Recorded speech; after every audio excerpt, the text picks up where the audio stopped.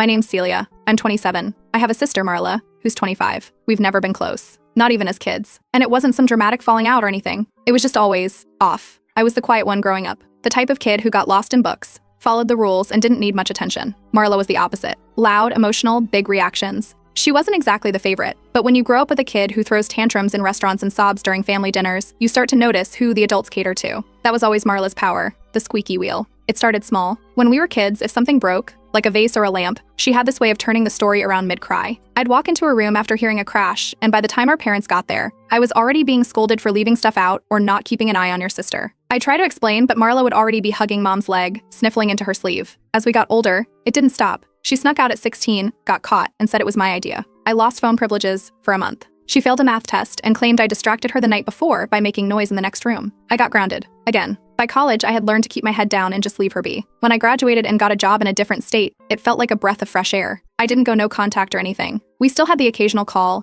a couple family dinners during the holidays, but space helped. A lot. Then 3 months ago, she came to visit me. She'd just gotten out of a bad relationship and wanted a change of scenery. I agreed to let her stay for a week. Big mistake. By day 2, she was already on thin ice with one of my roommates. By day 4, she'd picked a fight with my closest friend, Sarah, accusing her of looking down on her. She stormed out in the middle of a dinner I cooked. The next morning, she accused me of not having her back. When she flew home, I thought that was it. I even told Sarah, well, at least that drama's over. Then came the call. 2 weeks later, she told me she got engaged to this guy named Dorian. I'd met him once, during her visit, when we all went out to dinner. He seemed normal, quiet, polite, not her usual type, which is probably why I assumed this might actually go somewhere. Then she called me, crying, saying I'd ruined everything. Apparently I'd made a joke at dinner that embarrassed her in front of him. I asked her what I said. She couldn't even repeat it, just said I was always trying to undermine her. That same day, our mom called. Frustrated, tired sounding. What did you say to upset Marla this time? That's when something in me cracked. I didn't fight it. I didn't explain. I just let it sit. I started wondering what would happen if I stopped trying to clear my name every time she pointed the finger. What if, for once, I just leaned into it, gave her exactly what she wanted? The opportunity came faster than I expected. A week later, I got an invitation to their engagement party, small gathering. Immediate family, a few friends. Hosted at our parents' house. I almost didn't go, but curiosity won. Before the party, Marla sent me a string of weird texts. Stuff like, just please be normal tonight and don't cause any drama. Drama? I hadn't even RSVP'd yet. The night of the party, I showed up on time. Dorian barely looked at me. Their mutual friends kept glancing my way like I'd grown a second head. Even my aunt, who usually asks about my job, just offered a tight smile and walked off. That's when I knew. Marla had already been talking. Halfway through the evening, she pulled me aside. She didn't bother with small talk. She just went straight in. Accused me of flirting with Dorian during her visit. Said he'd been weird ever since, and she knew it was because of me. Old me would have denied it. Fought back. Leo, that flustered. Not this time. I looked her dead in the eye and said, you're right, I did it. Exactly like you think. She froze. No comeback. No tears. Just silence. Then Dorian appeared. He'd overheard. I could tell. He didn't look mad at me. He looked like a man who'd finally seen the last puzzle piece click into place. I walked back into the party like nothing had happened. That was the moment everything shifted. I woke up the morning after the engagement party to 17 missed calls from my mom, 3 from my aunt, and a long email from my dad with the subject line. But what exactly happened? I didn't respond. The email was polite but clearly confused. My dad wanted to clear the air and asked if I was okay. He also mentioned that Dorian had stormed out of the house after overhearing my conversation with Marla and hadn't been back since. Apparently, he left without taking his overnight bag. Still, no response from me. I checked Marla's socials. Silent. No story updates. No new engagement photos. No angry, vague posts either, which was more unusual. She hadn't texted me. She hadn't posted. I messaged a mutual friend who was at the party. They said Marla left early and went to stay at a hotel. For most of the day, my phone kept buzzing. Family group chat, old high school friends, even my mom's best friend messaged me asking if everything was okay. Everyone seemed to think I was joking when I told Marla I had flirted with Dorian. Some thought it was sarcasm. One person literally texted, classic Celia deadpan, you really had us going. I didn't correct them. I just said one thing to anyone who asked. I gave Marla what she wanted. That night, Dorian called me. I almost didn't pick up, but I was curious. He sounded calm, not angry, just tired. He said he'd been thinking about things since Marla's visit. Said her version of events always seemed a little off, like she was filling in blanks that no one asked her to explain. After the party, he finally stopped trying to give her the benefit of the doubt. He told me that for months, Marla had been telling him I was jealous of their relationship, that I talked behind her back, mocked their plans, and told people they wouldn't last. None of it was true, but she repeated it so often he started to wonder if he was missing something. When I confessed at the party, something in him clicked. Not because he believed it, but because it showed him how far she needed to go to keep the lie alive. I didn't defend myself. I didn't deny anything. I just let him talk. The next day, my mom called in a panic. Marla hadn't shown up to work, wasn't answering calls, said she was publicly humiliated and didn't know how to fix it. Then Grace messaged me. She and Marla had been best friends since high school. She apologized for ever doubting me. Said things started to make more sense now. Over the years, Marla had quietly turned people against me with little comments, made up stories, and dramatic half-truths. Grace admitted she always assumed there was more to it, but now she wasn't so sure. Another day passed. Then our cousin Jamie, who's always been on Marla's side, unfollowed her on Instagram. That one actually surprised me. Jamie never takes sides. Later that evening, I got a text from Marla. It was weird. She said she forgave me, asked if I could just say it was a joke, like we used to do as kids. She even included a crying emoji. I replied once, just one line, "You blamed me for everything. So I gave you the version of me you wanted. Now deal with her." Didn't hear back. But then Dorian sent a final message. Not to me, at least not directly. It was addressed to Marla, but I was blind copied on it. The message wasn't angry, it was organized. He listed everything that led to his decision to leave. Specific examples. Times she twisted stories. The time she claimed I insulted her cooking when I'd actually just offered to help in the kitchen. The lies she told about me mocking their honeymoon plans. The fake screenshots she showed him, which he later realized were edited. At the end of the email, he wrote, "All signs pointed back to how you treated your sister." After that, everything went quiet. The calls slowed down. The messages stopped. No one reached out for a few days. The group chat stayed silent. I sat in my apartment, the same one she'd visited 3 months ago, and realized there was no rage left. No gloating. No sense of winning. Just silence. For the first time in years, I wasn't trying to explain myself. I wasn't scrambling to undo something Marla told people. I just let it be. And the fallout kept rolling all by itself. About 2 weeks after the engagement party, I got a message from someone I hadn't heard from in years, an old classmate who now works in the same company as Marla. She didn't want to get into details, but said Marla had been called into an HR meeting after accusing a coworker of spying on her and reporting things back to me. Apparently, the coworker had mentioned seeing me on social media, and that was enough for Marla to go off. That spiraled fast. She made a scene, started crying in the middle of the office, and had to be walked out. A few days after that, our aunt, one of the more neutral people in the family, reached out. She wanted to host a family dinner, just us, our parents, her, and Marla. Said she thought it might help clear the air. I agreed. Not because I wanted to fix anything, but because I wanted to see how bad it had really gotten. The dinner was held at my parents' place. When I got there, my dad was already in the kitchen awkwardly stirring a pot of something he clearly wasn't cooking. My mom looked like she'd been bracing herself all day. Marla showed up last. She looked rough, hair done but not quite right, makeup that looked like it was covering up more than it was highlighting. She avoided eye contact with everyone and sat down without saying a word. It was silent for a while. Small talk didn't land. My aunt asked about work and got a vague shrug in response. Then, without warning, Marla dropped it. Said she was being gaslit by me. That I was letting everyone believe I'd flirted with her fiancé when I knew it wasn't true. And that I was letting her drown in something I could easily fix. No one reacted. She looked around the table waiting for someone to step in. I leaned back in my chair and asked one question. When have I ever been believed even when I did correct you? That shut the table down. My dad opened his mouth like he was about to say something but just closed it again. He looked confused, like he was finally starting to process how many times that same dynamic had played out over the years. Then, in the middle of the silence, Marla's phone buzzed.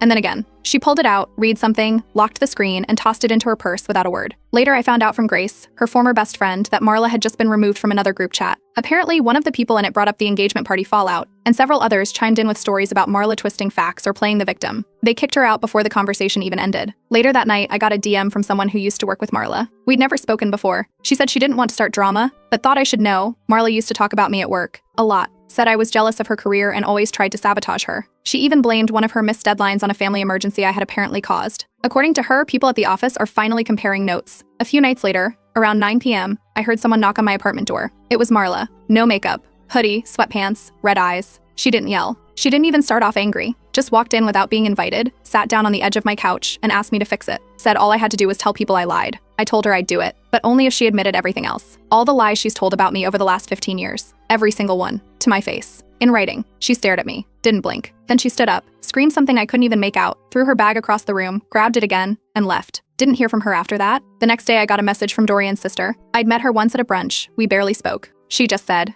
"Thank you." She said she knew something was off when Marla constantly painted me as this jealous, bitter person. I said Dorian was treated more like a prop than a partner, and that Marla would always twist things to make herself the center. She said what I did at the engagement party finally cleared the smoke. A week later, our mom called me. She didn't bring up the party, didn't defend Marla, just asked, "Did you really mean it?" I told her, "I don't need you to believe me. I just need you to remember this next time she cries wolf." That was the last time we spoke about it, but the fallout didn't stop, and neither did the silence. After the dinner and the blow-up at my apartment, I didn't hear from Marla again. No texts, no calls, nothing through our parents either. I didn't reach out, I didn't need to. But the silence didn't mean people weren't talking. A few coworkers and mutual acquaintances started messaging me, not in a gossipy way, more like they were trying to understand what had really happened. I kept it short, just said things had been building for years and I wasn't interested in rehashing it. That seemed to be enough. A week later, I heard Marla had been telling people I manipulated Dorian into breaking up with her. She told one of her old roommates that I had feelings for him and had been chipping away at their relationship from the start. Another person told me Marla even hinted that I'd been texting Dorian behind her back. None of that was true. But she needed a new version of the story, now that the old one wasn't working. Meanwhile, Dorian moved out of state. Temporary job contract. Quiet exit. No posts. No drama. Just gone. Before leaving, he told a few people, mutual friends mostly, that Marla had been twisting facts for months. that it wasn't just about me. He listed examples, said he wished he'd stepped away sooner. He didn't contact me again after that, and I didn't expect him to. A cousin of ours, Rachel, reached out next. She used to take Marla's side by default, said I was too cold and too logical. This time, she messaged to apologize, said she didn't realize how many times Marla had redirected blame until it started affecting people besides me. Still, some of the family acted like it would all blow over. My mom called and said she hoped the girls would make up soon. I told her, not this time. She changed the subject. Marla's social media slowly started changing. First, the engagement photos disappeared. Then her bio changed. Then the couple posts. Nothing dramatic. Just erased, piece by piece. She never made a statement, but it was clear it was over. Around that time, I heard from someone who worked with her. Marla had been transferred off her usual team. Word was, after the HR incident, her manager decided it would be better to assign her elsewhere. The problem was she now had to report to someone she clashed with during a previous project. It's not ideal, but not surprising either. At home, the family split was getting more visible. A few relatives unfollowed her. Others posted vague quotes about truth always coming out that were clearly aimed at the situation. A couple of them still messaged me saying things like, I know Marla can be difficult, but maybe this is just a phase. Then came the money problem. My mom called, said Marla was short on rent. Dorian used to cover part of it, and now she was scrambling. My mom didn't outright ask, but it was implied, maybe I could help just this once. I told her no explanations, no guilt. Just no. A few days later, I heard Marla wasn't invited to a mutual friend's birthday party. The host told someone it was to avoid drama because of how she treated me. Word got back to her. Apparently, she lost it. The fallout didn't stop there. I ran into one of her ex-friends at the grocery store. We never used to talk, but she came up and said, I get it now. She told me Marla used to bring me up all the time, how I was always out to get her, how I thought I was better than her. She admitted she used to believe it, but after seeing what's happened lately, she wasn't so sure anymore. That night, I remembered something small from years ago. Marla used to take my clothes and wear them to parties, then lie and say they were hers. She'd even cut the tags out. At the time, I thought it was just sister stuff. Now it felt like something else entirely. I wasn't trying to destroy her. I wasn't enjoying the fallout, but I also wasn't stepping in to stop it. For once, she had to live inside the story she'd spent years building. And this time, no one was running to pull her out of it. 3 weeks after the whole rent situation, Marla popped back up on social media. New guy. His name was Alan. No intro post, no soft launch, just pictures of them at brunch. Then 2 days later, holding hands at a food festival. He looked nice. Normal. Not like her usual type. From what I gathered, Alan was new in town and didn't really know anyone in our circle. Someone said they met at a gym class. She'd moved fast again. I didn't think much of it until I ran into him. Totally by accident. A mutual friend hosted a game night and didn't mention who was on the guest list. I walked in, said hi to a few people, and then this guy, smiling, friendly, clearly trying to make a good impression, introduced himself as Alan. When he said he was dating Marla, I just nodded and said, oh, no warning, no backstory, just let it sit. He asked how I knew her. I said, family, and moved on. Didn't add anything, didn't drop hints, nothing. I didn't say a word about it afterward either. But 2 days later, someone forwarded me a screenshot. Marla had sent out a group message, one of those dramatic rants where she tried to get ahead of a story no one was telling. She claimed I had poisoned Alan against her, said I was trying to destroy every good thing she had, that I was acting like a stalker and spreading lies. I hadn't spoken a single word to him about her. A week later, someone else messaged me. A friend of a friend who said Alan had reached out asking about Marla. Nothing scandalous, just curiosity. Something felt off to him. He started connecting dots. Turns out he'd spoken to at least 3 people who had known her over the years. All of them gave slightly different stories, but one pattern kept showing up. Blame shifting, control, and chaos that always circled back to someone else being the problem. A few days after that, Alan just vanished. Not blocked, not ghosted, just faded. Marla deleted the couple pics and went quiet again. Then came the paranoia. Someone messaged me from Marla's workplace. Again, said she had another meltdown in the break room after accusing someone of reporting on her to me. The accusation didn't even make sense. The person she blamed didn't know me. Marla's boss got involved. She was warned about her attitude. She tried to frame it as sibling harassment and claimed I was targeting her reputation. No one bought it. Around that time, our dad's birthday came up. Small dinner. Just immediate family. I showed up a few minutes early. Marla was late. When she walked in, she was overdressed, full makeup, styled hair, heels like she was going to a wedding, not dinner with her parents. She didn't say hello to anyone. Didn't even look at me. Dinner was quiet. Lots of chewing. Our aunt tried to talk about a vacation she took, but it didn't go anywhere. Halfway through the meal, Marla suddenly started crying. No lead up. Just full tears. Shaking voice. She said she just wanted things to be normal again. Nobody moved. I didn't raise my voice. I didn't even look directly at her. I just said, then maybe stop treating me like the enemy in your imaginary battles. She froze, looked around. But this time, no one jumped in. Not even our mom. After dinner, as I was helping clean up, my dad came over. Didn't say much. Just nodded and said thanks for keeping things from getting worse. That was the first time he acknowledged anything about it. It was quiet, but it meant something. And from then on, the shift in the family dynamic wasn't just noticeable, it was permanent. A few weeks after that birthday dinner, something unexpected happened. Word got around that our grandparents were making changes to their will. The reason? Family complications. That's what they told one of my cousins, who then told my aunt, who told my mom, who of course told me. It wasn't confirmed officially, but that was enough to get the whole family buzzing. A few days later, I got a phone call. My grandmother. Not a group call, not a put your mother on kind of thing. Just her directly asking if we could talk. That alone was rare. I hadn't had a one-on-one conversation with her in years. She didn't sound angry, just tired. She told me she'd been hearing very different versions of events, from me and from Marla, and was having trouble knowing what to believe. I didn't get emotional. I didn't vent. I didn't rehash every fight or try to convince her of anything. I just told her 3 specific stories. The first was the vase when we were kids. Marla broke it, blamed me, and I got grounded. The second was the night she told Dorian I insulted their honeymoon plans, when all I'd done was ask about their travel dates. The third was the engagement party and how I stopped defending myself, how I just agreed with her, and watched everything unravel. My grandmother didn't interrupt. She asked a few follow-up questions, mostly for clarity. Then she thanked me and said, "That explains a lot." That was the end of the call. 4 days later, Marla found out I had met with our grandparents. I didn't say a word about it, but somehow it got back to her, probably through a cousin. And it didn't go over well. She had a full meltdown. I wasn't there for it, but I heard about it from 3 different people. She accused me of trying to turn the family against her and started texting everyone she thought would be on her side. Some of them called me. One aunt was clearly uncomfortable. Another cousin messaged to say they felt stuck in the middle. I didn't play along. I gave every single person the same line: "I'm done taking responsibility for her stories. You're all adults. Ask better questions." And that was it. A week later, I ran into Dorian. Total coincidence. He was in town visiting family, and we bumped into each other at a bookstore of all places. It wasn't awkward. He asked how things were. I asked the same. We stood there chatting for a few minutes, no tension, no weirdness. Before we said goodbye, he told me something. Leaving Marla, he said, was the best decision he ever made. He apologized again for not seeing through things sooner, and for letting her create a version of me that wasn't real. I just nodded. He left. I didn't save his number. It wasn't that kind of moment. Meanwhile, Marla's circle kept shrinking. Not because of me. I didn't say anything. But more and more people were stepping back on their own. Friends stopped inviting her to things. Coworkers avoided group chats she was in. Even her gym buddy blocked her on Instagram. The difference was, people were finally seeing a pattern. It wasn't loud. It wasn't dramatic. It was just clear. Then my mom called again, casually mentioned that the grandparents had made some changes to the will. She didn't know details, but said they were trying to be fair to both girls now, which told me a lot. I didn't ask for more. That night, I opened my planner and wrote a single line: "When you stop apologizing for breathing, the people who thrived on your guilt don't know what to do with themselves." The story wasn't over.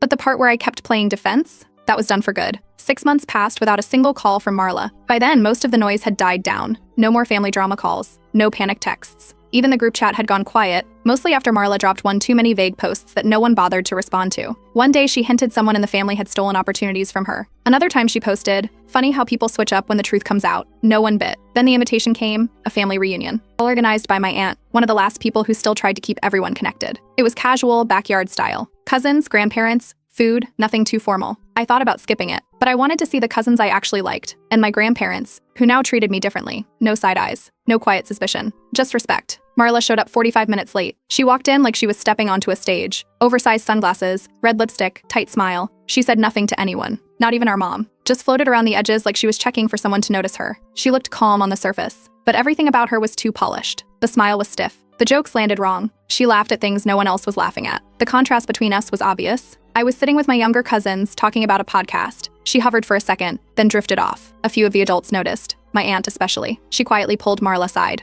No yelling, no big scene, just a short conversation. About 30 minutes later, it all cracked. One of the cousins mentioned I'd helped them with a college application. Said something simple like, "Celia's always been the patient one." Marla snapped. She raised her voice, said I was turning the whole family against her, said I'd twisted everything, and lied to make everyone think she was crazy. No one interrupted. I stood up, turned to her, and said, "You spent your whole life blaming me because it kept you safe from yourself. Now that no one believes you, you're just mad. There's no one left to stand in front of the mirror for you." She stared at me, then walked out. Didn't say another word. Later that evening, I got messages from 3 relatives. None of them thanked me for the confrontation. They thanked me for the restraint, said they were proud of how I handled it. A week after the reunion, I got a letter from my grandparents' lawyer. A formal note confirming a revised inheritance in recognition of long-standing character and conduct. No mention of Marla, just me. I didn't show anyone. A few nights later, I found an old notebook in a drawer. It had a list of things I'd written years ago, times I'd been blamed for things Marla did. Marla, things I thought were my fault. I tore out the pages, one by one, threw them away. Then I locked my door and left to meet friends for dinner. And for the first time, the silence in my life didn't feel like something was missing. It felt earned.